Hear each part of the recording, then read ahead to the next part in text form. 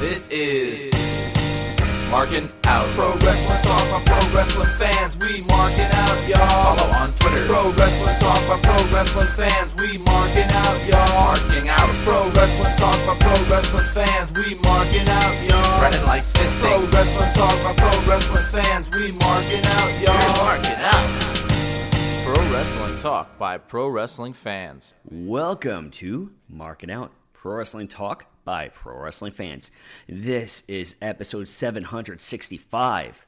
Make sure that you subscribe and download wherever you are listening to our podcast.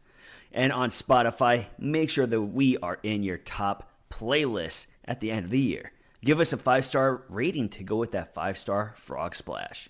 Buy a t-shirt, prowrestlingtees.com/markinout. Give us a like on Facebook.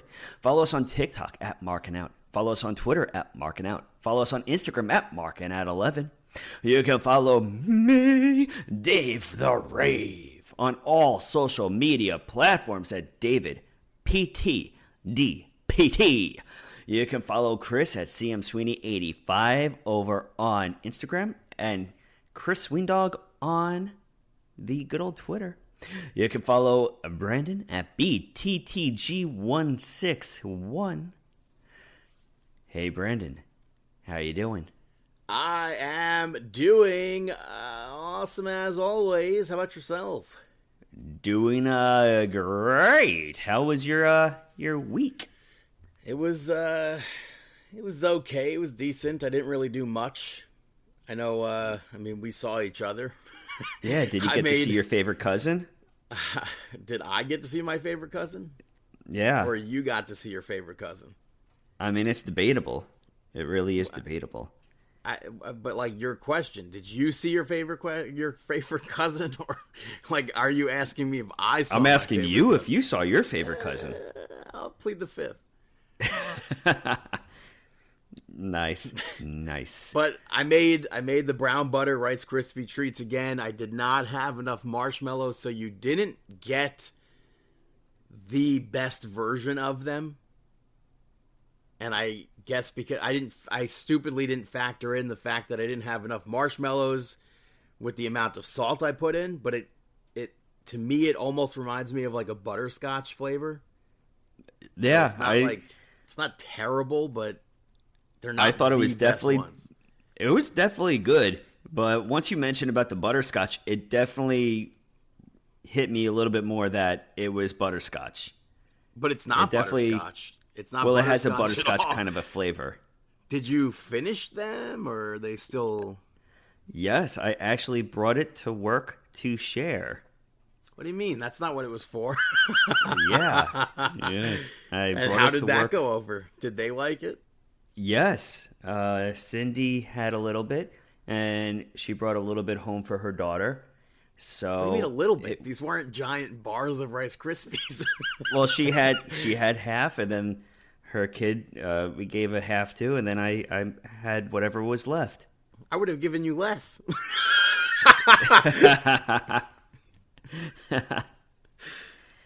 No, it was the perfect amount. But outside of you seeing your favorite cousin, how was your week? It was fantastic. You know, it was a good week. We got to bring in the new year, and now we're heading into Yom Kippur time. So, time to atone. So, hey, Brandon, I'm asking for your forgiveness. Do you forgive me? Sure. Thank you. Am I needing forgiveness? Sure. Okay. I forgive you as well. I don't think I need forgiveness, but... No, you're perfect the way that you are. We know that already. So we did have a lot of pro wrestling, though. You know, we had WWE NXT No Mercy, but let's get into Monday Night Raw, though. Kicking off with Rhea Ripley addressing everything that took place last week with Kabuki Warriors, and tensions are flying high. I like that she was saying that she had hoped that she and the Kabuki Warriors could have settled things in the ring, but what they did to Io crossed the line. And she said that they're going to settle things in the ring. She called out the Kabuki Warriors, and then instead of Asuka and Kairi showing up, it was Io. And she said that it breaks her heart to say it, but Rhea Ripley was right about the Kabuki Warriors. But Asuka and Kairi Sane are Io's family. And then the Kabuki Warriors appeared on the screen, and Asuka said that it's up to Io what happens next. She taught her everything she knows. And she said that all she has to do is apologize. And Rhea Ripley said there's no way Io can go back to them. And Io was like, I need time. And then the Kabuki Warriors attacked Rhea Ripley. Io was very, very torn about it. But she got down into the ring. She ripped Asuka off of Rhea Ripley. And then Io got misted. Did you see the picture of the aftermath? Her eyeball was even blue? How's that even possible? It just got all over the place. But how's that possible? How did it seep into her eyeball? I mean, it's dye, you know. That just happens, though? Like, it could just get into your... Yeah. You have a new color eyeball if you now? get something in there, you know. I mean, if you get it in there, obviously, if it happens. Rhea had a small comeback there, but she got taken out as well. And I thought this was a very, very good segment, especially to open the show, to close it from last week, to open it with this. I thought that was very well done. Yeah, and the thing that I loved the most was the crowd. This entire time, the crowd was just so hot the entire time. And it wasn't the last time that we saw this storyline. It was sprinkled throughout the episode of Monday Night Raw. Later on, Kairi Sane told Io that they could still be family, and she begged her to apologize to Asuka. But she was just pissed off. Io was very pissed off. She told her to leave her alone. And Kairi ends up leaving Io with a picture of the three of them.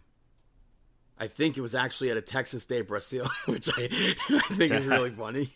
But she left her with that picture. And then even later on, Rhea Ripley checked on Io, and she ended up getting them a tag team match against the Kabuki Warriors at Crown Jewel, which Rhea Ripley was on the fence about.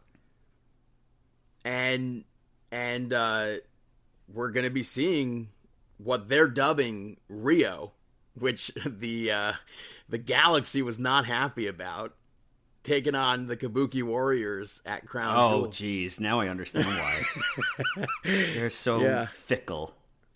Well, I don't think that's being fickle. I think that's really funny, but it is. But still, come on. But the first match of Monday Night Raw saw Dominic Mysterio pick up the victory over Rusev to retain the Intercontinental Championship. The Judgment Day left Dominic alone for this match, and I thought this match was, I would say, more than pretty decent. And I think, man, for me, I thought, I mean, I have to assume you assumed this as well. Did you not assume there was going to be interference? I did. I actually thought that there was going to be interference in this, and it totally made sense that there would be interference. And Dominic lasted a lot longer than I thought before the actual, I mean, I guess I could technically call it interference, but he kicked out of the Machka kick, which I was not expecting to see. I mean, because that move has been so dominant for Rusev as of late. He got out of he didn't get out of the accolade. He escaped before Rusev could lock in the accolade. Mm-hmm. And then Dominic went to leave. Rusev stopped him. And when the referee was distracted, he hit Rusev with the championship, had zero effect on him. And then, because it had zero effect, he threw the title at Rusev, dropped to the mat as the referee saw the whole thing, doing the Eddie Guerrero bit, which I thought was even funnier. It was. And then when the referee was distracted again, Dominic Mysterio was able to low blow Rusev and get the victory off of that. This was, again, a very entertaining match, but because you would expect for Rusev to just go in there and kill someone like Dominic. I totally agree with you. I thought that this was very entertaining, and the end of that match was just, hilarious. The way that he tried to go about it with the Eddie spot, and it's just working out in his favor. And then I saw, of course, fans complaining he left AEW to lose to Dirty Dom and stuff like that, and he wouldn't put over Hangman Page, but he'll put over Dominic. I'm like, dude, Dirty Dom is incredible. Like, this match was a lot of fun, though. But next up, you had Raquel Rodriguez pick up a victory over Bayley. Bayley is just Bayley one asked confusing Lyra. person. She asked Lyra to be in her corner, and Lyra was like, I can't give you any more second chances. So Bayley went in this alone. Bayley, by the way, was wearing a Lyra Valkyria t-shirt when she asked Lyra, and then when Lyra turned her down, she took the t-shirt off, went out for the match. Raquel Rodriguez, I think, looked great in this match, controlling a lot of it. Mm-hmm. I liked they were in North Carolina. Bayley hit that twist of fate. She hit the Swanton bomb. She also used the figure four. But Roxanne Perez got involved, and Raquel was able to escape that figure four. She was able to hit the Tejana bomb. She got the victory off of that. And then Roxanne Perez attacked Bayley afterwards. Lyra ends up making the save. She's very hesitant. But she took them out until she got taken out. And then Bayley snapped and the Judgment Day got taken out. And she focused her attention to Lyra. She laughed and helped her up. A very confusing state of Bayley here. But I'm all behind it. I'm completely behind it. There's a way I could say, like, oh, this is a very confusing thing, and be like, this is absolute trash. This is not trash at all. This is quite the opposite. I agree with you. I think that this is very entertaining. It's something different that we haven't seen from Bayley either. And I think that, this is going to, lead to Bayley versus Valkyria. Unless, I don't know. I feel it's kind of actually hard to see it not heading to that. Yeah. But next up, you had LA Knight pick up the victory over Kofi Kingston. Pretty much a redemption kind of, and Also, the segment that led to this I thought was kind of funny because Kofi certainly didn't want to be in this match, but Adam Pearce made the match regardless. But Xavier Woods got involved. Kofi Kingston tried to steal the win with his feet on the ropes, but it had zero effect, and I hate, because LA Knight kicked out of that. I hate when that happens. If you're going to put your feet on the rope, I feel like, should the referee not catch you when you do that? It depends. Or should you not actually get the victory because of that? I feel like that spot gets watered down if it's just a kick out. I don't know. What if you kick out for that spot? I don't think so. Yeah, there's no referee involvement there. I don't think it gets watered down too much. I think I'm okay with it because it's something different that we don't I feel like get see too that often. quite often. I don't know. I'm okay with it. But I'm all right with that. LA Knight ducked the Trouble in Paradise and hit the BFT to pick up that victory. After that, we had, first of all, there was a backstage segment with Becky Lynch. She ended up attacking Akira Tozawa and got into Maxine's face. That match gets set up for next week. Maxine versus Becky Lynch. I have to assume, in a perfect world, Maxine somehow gets the victory over Becky Lynch, but it's hard to not assume that Becky's walking out with a victory. Mm-hmm. But after that, we saw Seth Rollins. I feel like Becky even asked Seth if she wants her to go to the ring or whatever, if he wants Paul. I feel like that was said. I'm not 100% sure, but Seth Rollins addressed having 3 losses to Cody Rhodes. He spoke about the vision and what he's doing, and he was annoyed that people are still cheering for Cody Rhodes. And then Cody came out and said that the only people who have any control of the future of the industry are the people, the fans, which how much can you actually buy into that? Mm-hmm. Did the fans get R-Truth his job back? Perhaps. But can you really buy into the people are the industry, the future of the industry? Tough. I don't know. Like, yes, if fans stopped going to shows, then perhaps there'd be no but that's wrestling. But at the same time, I feel like that's not something that I could get behind. I understand why he said it, but to me, it's just not believable. But Cody said that he doesn't believe that Seth Rollins sent Braun Breaker and Bronson Reed to SmackDown last week. He thinks it was Paul Heyman. And Seth Rollins said every decision that's made is goes through him. And then Cody brought up Seth Rollins allowing Paul Heyman to announce for Brock Lesnar, and Seth was like, every decision goes through me. Maybe it does, maybe it doesn't. Maybe Seth is just trying to pretend that he had the power there and there weren't strings being pulled from Paul Heyman. But Seth Rollins also told Cody Rhodes that they were never friends and that they're never going to be friends. Yeah, and he everything just pretty that much happened, says that at WrestleMania 40, he was the lesser of evils. Which, again, we saw WrestleMania. We saw that. Come on. There's no way. Hey, he's got to go with it, obviously, because of being a heel, but right. He's definitely not wrong with he was the MVP. I think it was Cody or somebody. He was the MVP of WrestleMania, really. You know? I mean, he did it with a hurt back and everything. Yeah, he really was the MVP because a lot of the storyline came from Seth Rollins and his involvement, especially coming out with the distraction with the Shield and stuff like that. And it leads to now. So I think that this is going to be something really cool. I think that Seth Rollins is going to actually pick up the victory finally. Yeah, Seth desperately needs to win. This promo, for me at least, kind of made it seem like he's not going to, but he definitely needs to win. I like Seth saying that everything before Crown Jewel that happened between the two of them is dead. So, if there was even like a sliver of maybe they were friends, now it's just, nah.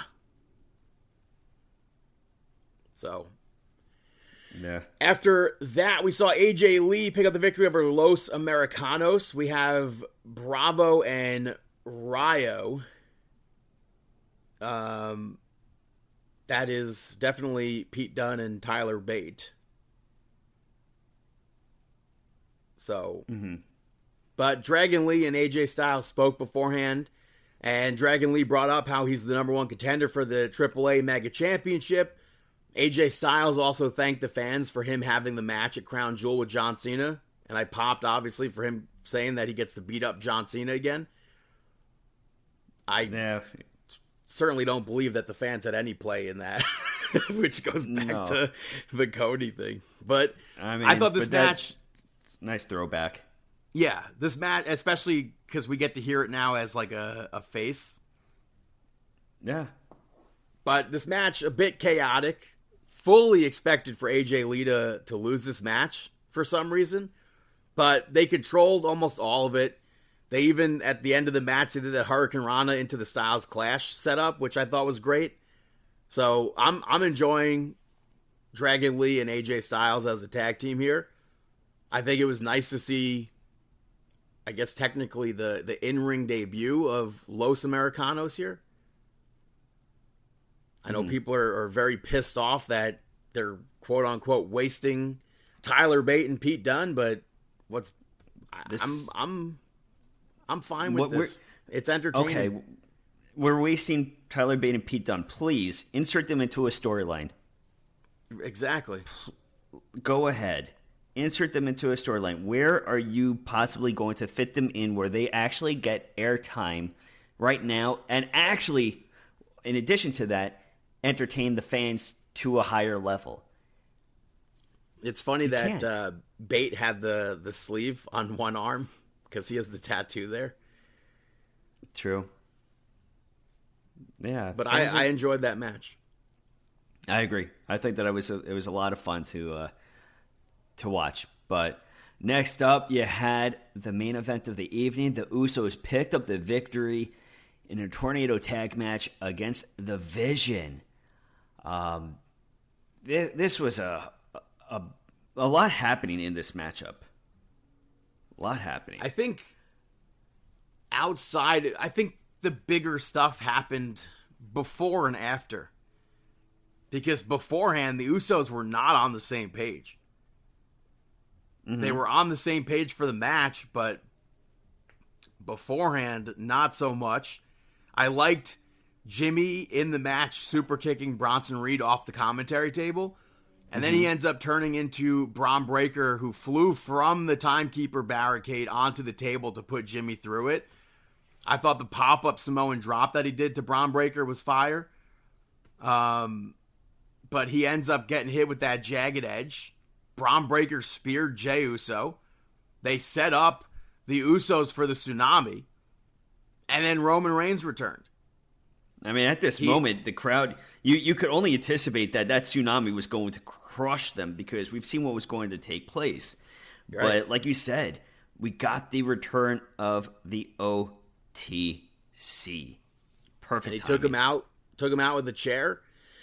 The Usos were able to come back, hit that double Uso splash for the victory, and then Roman Reigns, shook Jay's hand and reiterated that whole DTA sort of thing.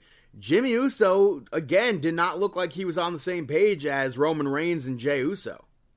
Well, nothing for nothing. Would you be if you were Jimmy in the background, not even getting your own handshake? Exactly, but also, where is this going to lead? I thought we were good on the same page with everybody, and now it's no, the writing's been on the wall. More civil war. I'm seeing either LA Knight or Jimmy Uso are joining the Vision. Yeah, but what about Roman Reigns? Wait, Jimmy? Yeah. I think that this is going to grow into something right now. There was a lot of jealousy in that background. It was a great camera angle of that handshake. I don't know if it was jealousy or more like, what the hell are you doing? Well, why the heck is he not going over and shaking his hand too? Because Jimmy... This is Uso as well. Jimmy lived through it. He saw what happened to Jey Uso. He saw this exact thing happen before. So, we'll have to see where that leads. Going back in time to NXT No Mercy. It kicked off with Javon Evans picking up the victory over Josh Briggs. Josh Briggs controlled a lot of this match. But Javon Evans came back. He went to hit that coast-to-coast swanton, which Josh Briggs rolled out of the ring for. And then Javon Evans, I don't know how...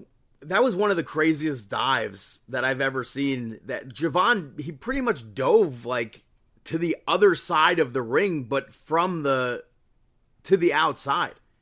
He's just so talented. Yeah, and then he did it again in the ring. Josh Briggs kicked out. He hit that huge lariat to the back of Javon's neck. Josh Briggs set up for a chokeslam from the top rope. Javon ends up landing on his feet. He gets hit with a lot more.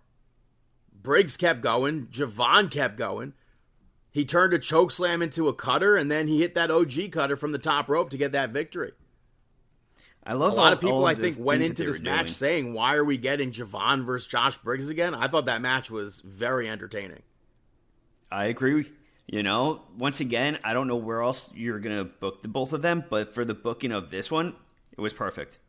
And now Javon Evans moves on to the X Division champion. Yeah, great match. Next up, you had Sol Ruca pick up the victory over Jada Parker to retain the WWE Women's Speed Championship. And I believe this was the first time the Speed title's been defended at a PLE as well. So I think that the spotlight on this match, it was solid. Lainey Reed wasn't medically cleared, so this was the replacement. No offense to Jada Parker, but I feel like they should have aired something to make it less of a surprise if it was going to be Jada Parker. I think in the match, Vic Joseph did a very good job explaining the urgency in the speed match. But Jada Parker hit the Hypnotic outside the ring with like 40 seconds left. And then she ends up getting in Zaria's face. That moment frustrated me so much. That whole match, her loss is completely on her. Lash Legend 100%. showed up, and Zaria ends up spearing Lash Legend. And then when Jada Parker got back into the ring, Sol Ruca hit that Soul Snatcher. Almost a nasty landing on that, but she got the victory off of that. And this was all like 20 seconds left on the outside of the ring, maybe 30 seconds. And I'm like, what is she doing? She's got to get back in the ring to win this. And she's getting distracted by Zaria. Mm-hmm. Like, yeah, totally on her with that loss. And then she and Lash Legend ended up brawling later on. I feel like that was kind of out of place, but I agree with you. It seemed like that was out of place and not necessary, especially because Zaria wasn't even involved. I feel like because Zaria's involvement with there, Zaria hit Lash Legend with the spear. I feel like Zaria should have been involved in that brawl as well. I didn't think so, but it I don't know. would have made sense as well. Right? I do definitely agree that it felt out of place to have Lash Legend just come out and cut a promo, even though she was just outside. Yeah. Yeah. But next up, you had Jordynne Grace pick up the victory over Blake Monroe in the weaponized steel cage match. And hey, this match lived up to expectations. I liked Jordynne Grace doing the lion tamer while sitting in a chair, trapping Blake Monroe's head underneath. I thought that was very nice. Yeah. I liked Blake Monroe working on, I guess, last week during that brawl, the pull-apart brawl, Jordynne Grace broke her hand. So I liked Blake Monroe working on that. It was very interesting to see a hairdryer. I don't know when the last time we saw that used, but she used that to tie Jordynne Grace to the ropes. And then she took out scissors and she cut Jordynne Grace's hair. I thought that I didn't... Okay, for that part, I was getting so, nervous because she was going quick with those scissors. Yeah. You know? She was moving rapid, and I'm like, girl, her head is right there. Calm down. The Samoan drop that Jordynne Grace did from the middle of the rope, the middle of the top rope, I thought was great. I liked the spot where Blake Monroe dumped, I guess, I mean, technically it wasn't, but it was a bag of diamonds, as if they were thumbtacks. And the fans were chanting ECW, which I thought was funny because literally if that was ECW, they would have stopped the match to scoop up those diamonds. Yeah, right. But I liked the double stomp that Blake Monroe did while the garbage can was on Jordynne Grace. They fought on top of the cage, and Blake Monroe ends up throwing powder into Jordynne's eyes. Jordynne went to use a crowbar up there, but she hits Jordynne Grace with that air raid crash from the top rope through a table. I mean, this was a very, very well done match. I thought Blake Monroe had the match won. Yeah, pinfall right from there, but I thought that this was a really, like you said, really well done match. I think that Jordynne Grace needed that victory, but now Blake Monroe needs a victory on her next PLE. Yeah. But, yeah, this also, was an awesome match. I feel like I said Blake Monroe hit the air raid crash. No, I think you said Jordynne Grace. I don't remember. Part of me feels like Jordynne Grace hit the air raid crash for the victory. But after that, we had Ava. Yeah. Go for it. She announced the TNA stuff and announced Invasion for October 7th. It'll be 2 Survivor Series styles matches, one for the men, one for the women, as well as Dark State versus the Hardy Boys in a winner-take-all for the Tag Team Championships, which I'll put a pin in, but I'm super pumped for that. Yeah, I think that's going to be awesome. Then we had Ethan Page pick up the victory over Tavion Heights to retain the North American Championship. The beginning of this match, man, I really wish that they played into that ankle lock from NXT last week to start. Mm-hmm. Like, why not open with Tavion Heights locking in that ankle lock, like, right away, and then have Ethan Page get to the ropes or something? Mm-hmm. This match didn't really hit for me. I agree with you. Yeah, I agree with you. I feel like if after they played into that Grace, whole thing, like, what was the point of having the Dr. Wagner Jr. part if, like, that wasn't a factor in the match? Mm-hmm. But Ethan Page hit the twisted grin, got the victory eventually. El Hijo del Dr. Wagner Jr. appeared on the screen afterwards, said that he has his eyes on the North American Championship. He'll see Ethan Page soon. That low-key scared me when he appeared on the screen because we heard his voice first. And I was like, what the hell is that? But he sounds so much like his dad, so it's like really even like creepier to hear that. Mm-hmm. But we'll see that eventually. We saw after that JC Jane pick up the victory over Lola Vice to retain the championship. This was some good back and forth. You had Fallon Henley eventually distract Lola, and I guess maybe Lola Vice almost won, but Fallon Henley pulled the referee out, which got her kicked from ringside. Lola Vice ends up locking JC Jane in a chokehold, which she reversed into a pin to get out. And then Lola Vice hit that tornado DDT, locked in the guillotine. JC Jane gets out of it, and Lola Vice, she kicked out of JC's running knee attack. Mm-hmm. JC went and grabbed the title to use it. The referee grabbed it. Somebody in all black showed up and attacked Lola Vice from behind. She got back in before the 10 count. But JC Jane rocked her with that rolling encore, gets the victory off of that. WWE.com posted Laney Reed and then deleted it. No, they didn't. Mm-hmm. No, they didn't. Did they really? Yeah. Jeez. I mean, nothing for nothing. You called it, though. Laney Reed, though, I don't know why. What was the point of not having her? Could she not have been the Speed champion as well? She could have at least competed in it. And Laney Reed also, by the way, mind you, posted a picture of her ankle being swollen. Maybe it's a legit swollen ankle. Who knows? But that's crazy that they did that. But next up is the main event of the evening. We had Ricky Saints pick up the victory over Oba Femi to become the new NXT champion. Oh, man. What was it? Over how many days? Over 230? I'm not sure. Days as champion? I forgot what his championship run was. It was over 200 days, but... Great NXT champion. Oh, yeah. Great future ahead of him, but Ricky Saints, he needed this victory. Yeah, 100%. And the match itself was pretty even. It started slow, but it picked up. Oba Femi went to powerbomb Ricky Saints on the commentary table. Ricky Saints reversed it. And then he hit a second tornado DDT in the match, this time with the help from that commentary table. Oba Femi chopped the absolute heck out of Ricky Saints. He hit the fall from grace. Ricky Saints kicked out of it.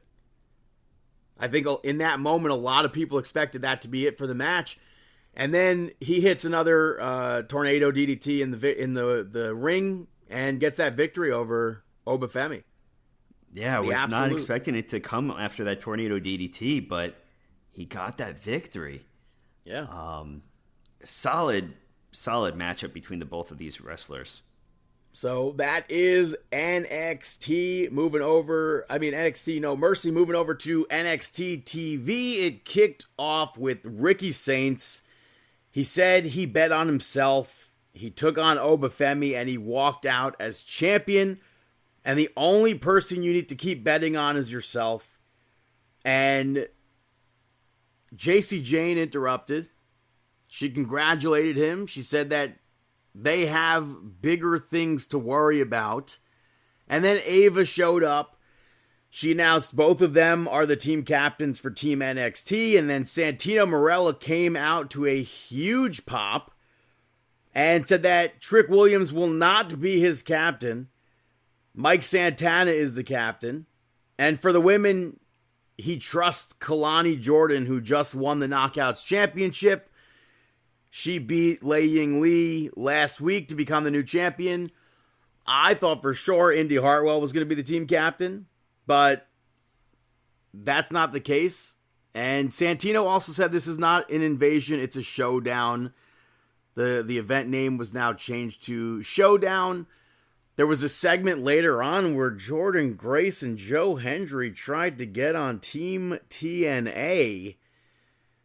More so, what in the world is Jordynne Grace doing trying to get on Team TNA? Also, it was very shocking to see Kalani Jordan get on that team, but she's all in on Team TNA, even though it kind of really doesn't make sense because TNA was pissed off. The whole reason why they invaded was because they were annoyed that WWE was coming there and winning their championships. You had Jada Parker pick up the victory over Lash Legend. She gets on the team from that. This started right away. It was pretty even. I did think Lash would win this, but Jada Parker reversed Lash Legend's finisher. She nailed her with the Hypnotic, gets the victory off of that. You had Ethan Page put himself over for winning. He addressed El Hijo del Dr. Wagner Jr., and then a car pulled up where it made it look like it was going to be Dr. Wagner Jr., but it was Mustafa Ali. And he said that he earned a shot at that North American Championship, and it never came to him, which I think is awesome to see that come full circle, finally, like literally 2 years later. And he spoke to Santino, he spoke to Ava. He's got himself a championship match for TNA versus NXT Showdown next week. So that's amazing. I'm very happy to see that. This came to blows. I wouldn't mind seeing Mustafa Ali win that championship. I doubt it, though. I very much so doubt it. You had Miles Bourne pick up the victory over Josh Briggs to get onto Team NXT. Both of them, I think, look great in this match. Towards the end, Josh Briggs ripped his chain off, and Matt Cardona, of all people, showed up to stop him from using that chain, and that led to the end of the match where the referee ends up getting the chain. Miles Bourne hits that drop kick, and the Bourne again to get that victory. Lola Vice picked up the victory over Fallon Henley to get on Team NXT. This was like the previous match. Both of them look good. I thought we'd see some sort of interference in this match, maybe leading to Fallon almost winning. But Lola Vice, I think, definitely needed to be on that team. Fallon Henley could always just be ringside for this. I know a lot of people complain, like, how is Fallon Henley going to be in a group with the team captain and then not be on the same team? I think that just makes sense. I think it makes perfect sense. And then there was a segment afterwards with Lainey Reed. She revealed that she attacked Jasmine Nix. She was the one that attacked Lola Vice. She went against the doctor's medical advice or whatever. So all signs lead to a new group. We'll see. Then you saw Javon Evans and Leon Slater pick up the victory over the Culling. Earlier in the night, Lyra Valkyria showed up and gave Tatum Paxley a Barbie doll of herself, of Lyra. Izzy was not at all happy with that. This match was dope to see. That X Division Championship match at Bound for Glory, I think, is going to be definitely a match to keep your eyes on.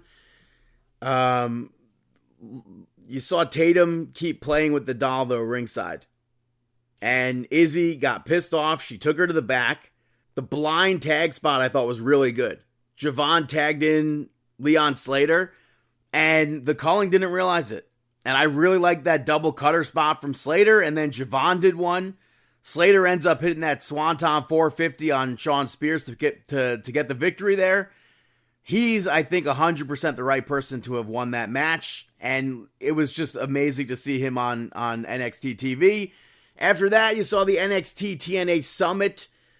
I thought these two matches at Showdown were going to be 5-on-5. But we have Ricky Saints as the team captain, Trick Williams, who thinks he's the co-captain, Miles Bourne, Javon Evans, And then for the men on TNA, you have Mike Santana, Kazarian, Moose, and Leon Slater. I don't have any idea how do you not have Matt Cardona on your team? To me, that's goofy as hell. Unless he's facing Josh Briggs, I don't know. For the women, you have JC Jane as the captain. You have Lola Vice, Sol Ruka, Jada Parker. And then for Team TNA, Kalani Jordan. You have The Inspiration, which is going to be awesome to see them again. And then Mara Sade. And then it came to blows. But if Mara Sade is on this team, how the absolute hell do you not have Lash Legend on that Team NXT? And how do you not have Zaya Brookside on the team? Or somebody else that's like not 100% like it feels like we're just watching WWE versus WWE? Where's Rosemary? Where's Tasha Steelz? That doesn't make sense to me, but I'm still looking forward to seeing Showdown. That is NXT moving over to SmackDown. It kicked off with Cody Rhodes, who was immediately interrupted by Paul Heyman. The Vision showed up, Randy Orton showed up, and Paul Heyman said that they did not come out to talk to Cody Rhodes. It was Randy Orton they wanted to speak to, and it was a plan that Paul Heyman had. And he told them the relationship between Randy Orton and Cody Rhodes can't last. Planting seeds of doubt, seeds of doubt between the team of them that will be the main event. Paul Heyman probably not wrong here. You had Sami Zayn pick up the victory over Aleister Black to retain the United States Championship. Beforehand, Mello Don't Miz they broke up. Kind of unfortunate, but I get it. And then Carmelo Hayes came out for the open challenge. He said that this time there's nobody to hold him back. And then The Miz hit him with the skull-crushing finale, taking him out of the match. And then Aleister Black showed up. I was very, very pumped to see Aleister Black versus Sami Zayn. Like all of these matches, they do a good job at making it look like the challengers can actually win. But if you've been paying attention to SmackDown as of late, you had to know that Damian Priest would show up, which he did. And that little distraction led to a haluva kick. It led to the Blue Thunder Bomb, and Sami retained that championship off of that. And then Damian Priest cleared off the commentary table. He put Aleister Black through it with the Razor's Edge. And then even later on, Kit Wilson, during an interview of Damian Priest, Kit Wilson showed up to speak to Priest. Priest, as of late, has been attacking Kit Wilson. And this was no different. I mean, I guess the only difference, he was in a wheelchair. And it was really funny because, I mean, he rolled him all the way down a ramp. And then you just hear a bunch of, like, metal pipes falling over and over again during the interview. I thought that was really funny. You had Zaruka pick up the victory over Chelsea Green and Alba Fire, which stemmed from a backstage segment. Chelsea wanted to get them into the Secret Service. They had no interest. They want the tag team championships. Zarya, I thought it was interesting. She had her own entrance. Not the Zaruka entrance, but Zaruka controlled a lot of this match. I like that modified tarantula that Sol Ruka did. She ends the match with the Soul Snatcher on Chelsea Green. And it seems like they're going to get a title shot. You had Alexa Bliss and Charlotte interviewed afterwards, so I have to assume we're going to see that soon. You had Tiffany Stratton and Stephanie Vicaire have a contract signing for Crown Jewel. Both of them claim that they'll win. I think Tiffany Stratton has had such a hot streak as of late that Stephanie Vicaire really, she can't lose this match. This contract signing was probably the most civil contract signing we'll ever see in pro wrestling. They both signed the contract. They shook hands. Tiffany Stratton went to leave, and then Julia showed up and attacked her from behind. Kiana James pitched for Stephanie Vicaire to join them, and Tiffany Stratton ends up pulling Kiana James out of the ring. Julia goes to attack Stephanie Vicaire, and Vicaire turns it around, almost hits the SVB, and Julia escaped beforehand, before that even happened. You had Javon Evans and Fenix pick up the victory over Los Garza. This stemmed from a backstage segment as well. I don't know where the hell Santos Escobar is, but Legado del Fantasma was mentioned during Los Garza's entrance. But I want to see Santos Escobar. I'm a big fan of Santos Escobar. I really hope it's not leading to something of him not being in WWE anymore. But if SmackDown can continue with like the US Open challenges, matches like this, and the Zaruka tag team match, I think it'll be much for the betterment of SmackDown, and it'll make SmackDown way more entertaining. This match was very entertaining. It did get a bit chaotic, and I wish the referee maybe did a little bit more to get everything under control, but I don't think it actually hindered the match much, I guess. But Fenix got the victory here. I hope they continue with stuff like that. And then in the main event, we saw the Vision pick up the victory over Legacy. I feel like I can call them that. But I thought this match, the way I thought this match would go was Legacy getting the victory, the Vision attacking them afterwards. Not at all what happened. The match, pretty even. I thought the barricade spot was cool. It was a unique barricade spot. But like I said the other week, I'm over those spots as a whole. The end of the match, we saw Paul Heyman distract the referee. Seth Rollins showed up to stomp Randy Orton. It led to Bronson Reed hitting a tsunami. I did not expect Seth Rollins at all. And then Braun Breaker and Bronson Reed went to attack afterwards, but Seth Rollins stopped them and said that he's mine. And he's kind of looking back towards the ring. Cody's in like a perfect setup, trying to like talk to Randy Orton for a stomp, I should say. Perfect setup for a stomp. And Paul Heyman said, whatever you're thinking, please don't do it. And he begged him not to go to the ring. Seth Rollins ran to the ring, went for that stomp. Cody Rhodes moved out of the way, hit him with that crossroads. And then Paul Heyman stopped Braun Breaker and Bronson Reed from going in there to help out Cody, to help out Seth Rollins. It was an interesting way to end SmackDown there, especially since I completely expected a different outcome. So that is SmackDown. Going to take a quick little break, and I'll be right back here on Markin Out. Yo, what's up, y'all? This is DMC and the place to be, and the only place for you to ever be is right here, listening to Marking Out. That's all it's about. Welcome back, ladies and gentlemen, to Markin Out, episode 765. Moving back to AEW Collision from last week, it kicked off with the Death Riders picking up the victory over Paragon and Matt Menard. Paragon, I think, continues to be very good. The Death Riders continue to be incredibly boring to me. I will give Daniel Garcia credit for trying to wiggle out of that move when Paragon did a double team move right before Kyle O'Reilly dropped the knee on him. The referee in this match was forever in everyone's way. Matt Menard was out. Garcia got tagged in. Hits the stomp. That's the end of the match. After that, you saw the Death Riders pick up the victory over Rosario Grillo and Rachel Ellering. I said this the last time Rachel Ellering was on television. She should always be on TV. And it's unfortunately not the case. It's also great that this match followed the Death Riders, so they like grouped everything together. But beating people who have a combined 0 victories does nothing. It means nothing.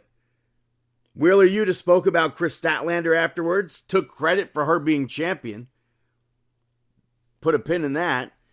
Yeah, the Acclaimed pick up the victory over Blake Christian and Lee Johnson. Anthony Bowens really didn't want to be in this match. And Max Caster stayed in the ring for basically the whole match. Bowens ended up trying to leave. Jerry Lynn made him go back. I don't know where Billy Gunn is. I don't know if Billy Gunn's coming to an end in AEW or what. The frog splash, I will say, off the apron and the reverse DDT spot from Lee Johnson and Blake Christian I thought was dope. But Anthony Bowens eventually hit that mollywop on the outside. Caster rolled up Lee Johnson to get that victory. Bowens claims that they are not the Acclaimed, though. You had the Outrunners team up with Dalton Castle, picking up the victory over Kevin Matthews, Casey Sparks, and Cowpoke Paul. Literally none of this was impressive. People were like going nuts over the Outrunners teaming with Dalton Castle. None of this was impressive. Kyle Fletcher picked up the victory over Commander to retain the championship. Earlier, the clone gimmick happened, and Kyle Fletcher attacked Hologram. And then it was announced that he'll be out for quite some time, which is very unfortunate for Hologram. But Commander, absolutely phenomenal. And this was a fun match to watch. I wish they did less of the outside stuff, but Commander's is just a very great talent to watch. I don't get how the powerbomb from the apron didn't lead to the end, but that's my really only one complaint from that match. Yet Eddie Kingston and Hook pick up the victory over Big Bill and Brian Keith in a tornado tag match. They made Eddie Kingston really just feel like an ordinary person. Hook has felt like that for years now. AEW does a good job at making people feel generic. And I hated that Hook was the one to get the victory here. Eddie Kingston needs to be built back up. You had an interview with the Bang Bang Gang. Juice Robinson said that Jay White called him after the last week and announced that Ace Austin is in the group now. And I said this over a month ago. I thought it was like a no-brainer sort of thing to have Ace Austin join because of his ties to the Bullet Club. I really hope this turns into something big. I'm a big fan of Ace Austin. I like the Bang Bang Gang. You had Jamie Hayter in the main event pick up the victory over Julia Hart. Sky Blue got involved behind the referee's back. Julia Hart was able to take over just a little bit. Some of this, they seemed lost at times, but, and I really do wish that Julia Hart won with that octopus, but Jamie Hayter won with the Haterade. You had Sky Blue attack Jamie afterwards. Queen Aminata made the save. Tekla joined them after they left the ring. And Jamie Hayter's like, I have 3 words for you, blood and guts. So finally, we're getting a blood and guts for the women. I really hope that is a fantastic match. One of the best matches in AEW history. On AEW Dynamite, 6-year anniversary show live from the the Hard Rock Hotel Casino in Hollywood, Florida. You had Kenny Omega and Brody to pick up the victory of the Young Bucks and Josh Alexander. They opened the show with an episode of what felt like an episode of BTE. That I didn't think was necessary at all. The worst part of that was that they were outside. They didn't show the guitar-shaped building. The whole night I wanted them to show the fact that they're wrestling inside of a guitar. And that didn't happen at all. But as far as this match goes, I checked out when they started doing the Macarena. The right team won, the wrong person lost, though. You had Josh Alexander not pick up the victory. You had Josh Alexander attack Kenny Omega afterwards. Jurassic Express. They were advertised. Their big return, they made a save. Very slowly. Very, very slowly made a save. And Kenny Omega wasn't pleased with that. He starts pushing Jack Perry. Jack ends up continuing to fight with the Young Bucks. They brawl off. Kenny cuts a promo. The lights go out. And Andrade returned. And it's very bittersweet to see that because I'm still not really over him randomly being gone from WWE. Hopefully they treat him better this time. But right off the bat, he joins the Don Callis family. So I don't have a lot of faith in that. To me, that's not off to a great start. You had Kyle Fletcher pick up the victory over Orange Cassidy to retain the championship. This was supposed to be Hologram, but like I said, Hologram's unfortunately out injured. If you could picture a match between Orange Cassidy and Kyle Fletcher, it was that to the T. But somebody came out dressed as Hologram, crotched Orange Cassidy. Commentary sold it as if that was actually Hologram, which is the goofiest thing. You know that's not Hologram. You just spoke about how he's injured, out injured. And then he unmasked. They missed the reveal. It's El Clone. I thought that was a horrible debut. And he's part of the Don Callis family as well. So there are now 14 people in the Don Callis family, all lower mid-card talent, including Okada. Okada is nothing in 2025. You had Hangman and the Ops pick up the victory of the Death Riders. This match lowered the value of the World Championship. I don't care if Hangman won. I don't think he should be in matches like this. And I would say that there was absolutely no direction with the championship. I could still say that there's no direction because afterwards, Hangman gives his championship to the trios title to Samoa Joe. Samoa Joe wasn't looking. The title fell to the ground. Samoa Joe was pissed off at that. He got in Hangman's face. So now a trios champion has a match at Wrestle Dream for a singles championship. Screw the trios championships, right? Screw making the singles championship mean something. We just saw that. It's rinse, repeat, copy, and paste. You had Ty Mello lose to Tony Storm. Ty Mello wants to win the tag team championships. She wants to prove herself by having a singles match. I have no idea how that ties into the tag titles. I thought when they advertised the Tony Storm segment, I thought it was going to lead to blood and guts. I don't know how this ties, like I said, to a tag team title shot. Afterwards, Tony Storm spoke about losing the title at All Out, and she said that she's not finished with Chris Statlander. She needs a one-on-one. I'll put a pin in that. Yet the Gates of Agony pick up the victory over Blake Christian and Lee Johnson. Nothing to talk about with this match. Ricochet attacked Blake Christian afterwards. They're all heels. Then the heel hurt business came out. MVP challenged them to a street fight for next week. That gets made. Main event saw Chris Statlander and Darby Allin pick up the victory over the Death Riders. This starts in the crowd during the Death Riders entrance. I did not even realize this was also a tornado tag match. But Darby Allin, Chris Statlander, even though they never teamed together, worked very well as a team. And I enjoyed this match overall. I hated that eye poke from Chris Statlander. But the suplex off the barricade through that table I thought was dope. They used tacks again, which it's overused at this point. Wheeler Yuta tried to suplex Chris Statlander onto them. She reversed it and suplexed him onto a pile of chairs. And then something that I guess I've never seen. So even though the tacks are overplayed, we got somewhat of a new spot. Chris Statlander dropped Marina Shafir feet first onto those thumbtacks. That's a crazy spot to me. But Wheeler Yuta throws powder in Marina Shafir's eyes by mistake. She ends up locking him in a chokehold because she can't see. Chris Statlander hits the 450 onto both of them. Darby hits the coffin drop. Chris Statlander, in my opinion, should have been the one that actually won the match for them. But both of them ended up pinning at the same time. So she did technically win, but I think she could have needed that singular victory by herself. And then Tony Storm came out afterwards and they randomly brawled. I don't think that was necessary at all. And then Darby continued to beat down Wheeler Yuta. Pac showed up. The rest of the Death Riders showed up. Pac was choking Darby Allin with like a belt or something. Hangman was just in the segment with these guys. No Hangman.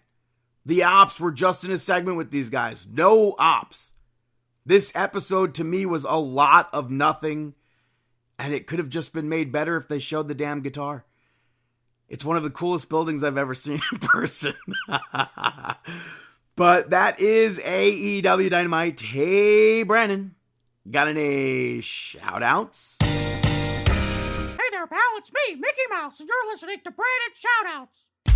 The first shout-out goes to Twisted Metal, which I gave a shout-out when it first came back for Season 2 in July, but the full season's been out for over a month on Peacock now.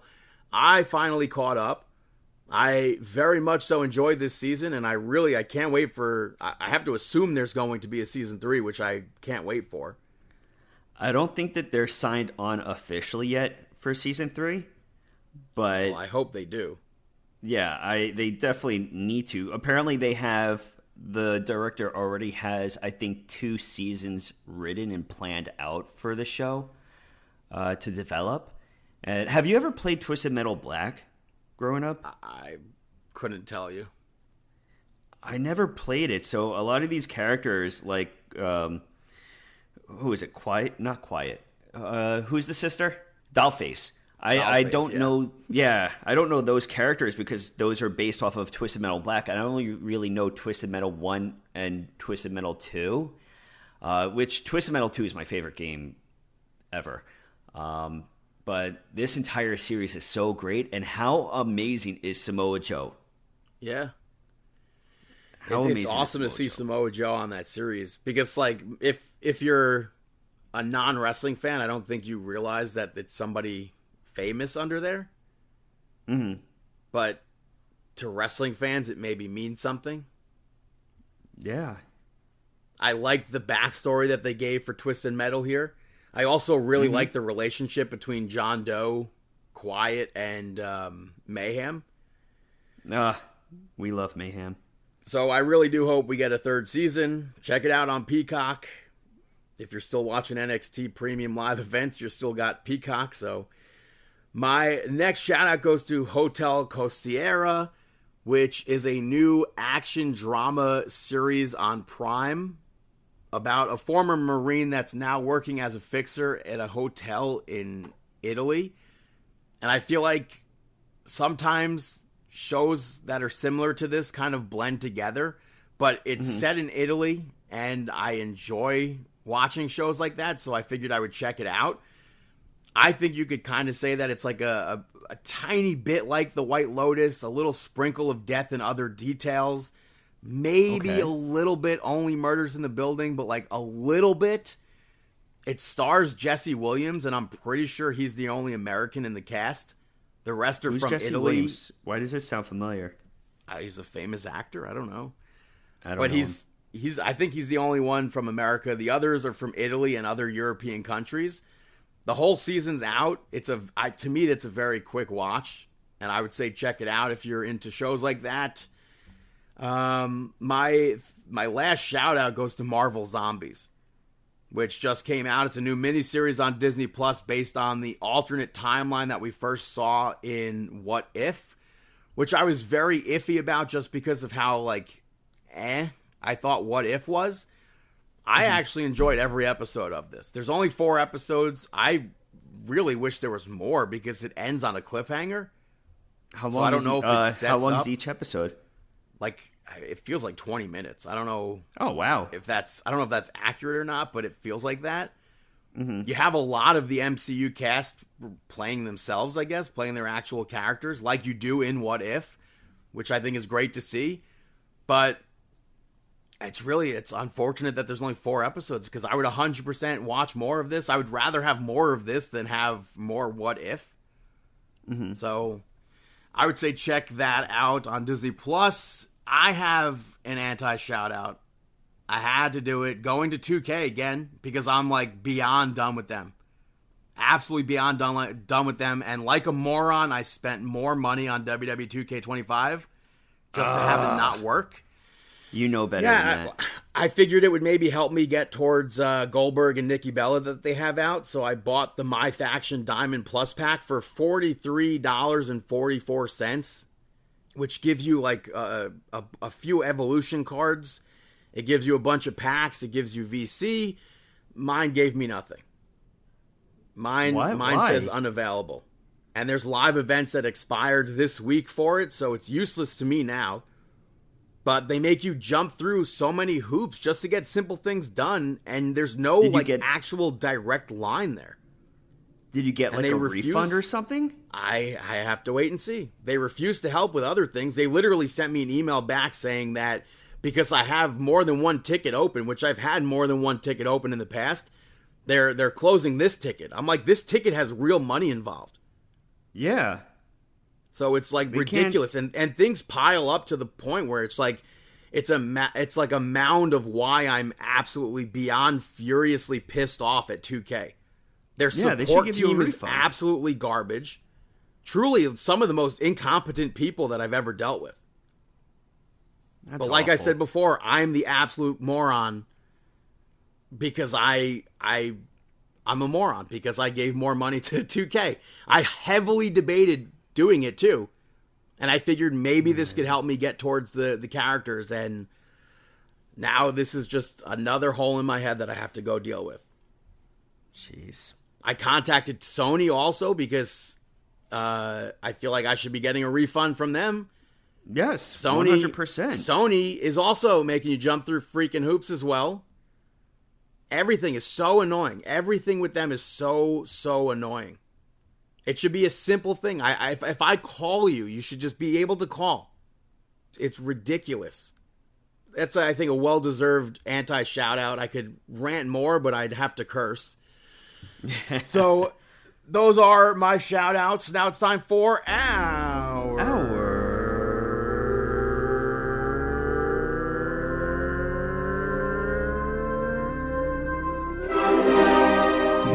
Out Moment of the Week. That is right, our Mark Out Moment of the Week.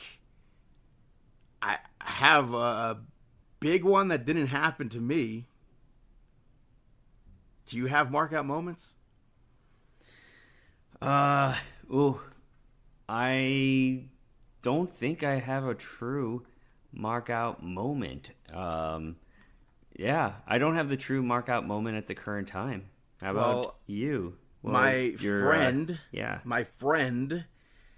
a former guest host of Markin Out, met Shane McMahon at the Yankees game on Sunday. And he seemed like he was pretty iffy on asking for a picture, but me and his brother, kept pushing him to do it. So I think that's awesome that he got to meet Shane O'Mac. And Shane he sits out in the outfield. Who does that? Why is he out there? Why are you not sitting in better seats? He's a man of the people. I guess so. You know, he's a man of the people. So. It's like Anthony Rizzo sitting out in the bleachers for the Cubs game. Also, sometimes they just want to experience it. While we're on the topic of baseball, I feel like you jinxed it last week with the New York Mets. Oh, trust me, I didn't jinx anything. They didn't deserve to. If they went into the playoffs, they were going to lose to the Dodgers anyways. Might have jinxed them. Why? How's the jinx? What do you mean? You were like, the Mets are going to go to the World Series if they keep winning. And then literally seconds later, they get eliminated. I don't think that ever happened.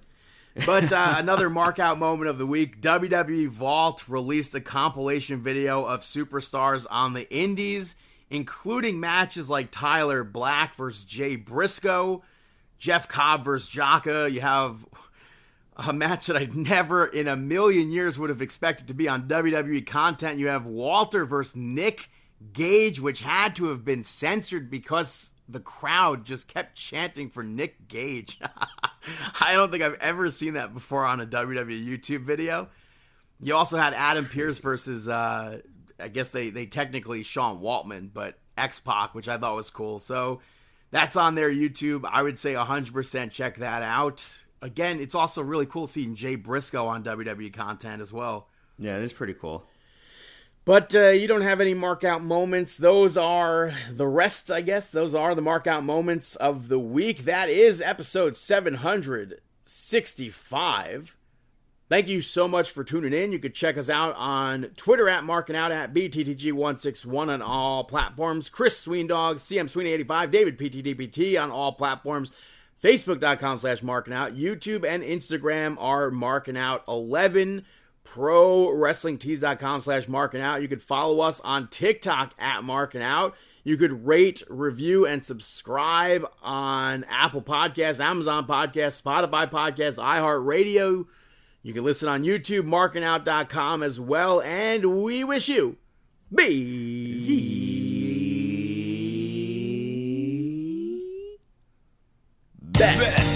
of luck in your future endeavors. Have a fantastic week.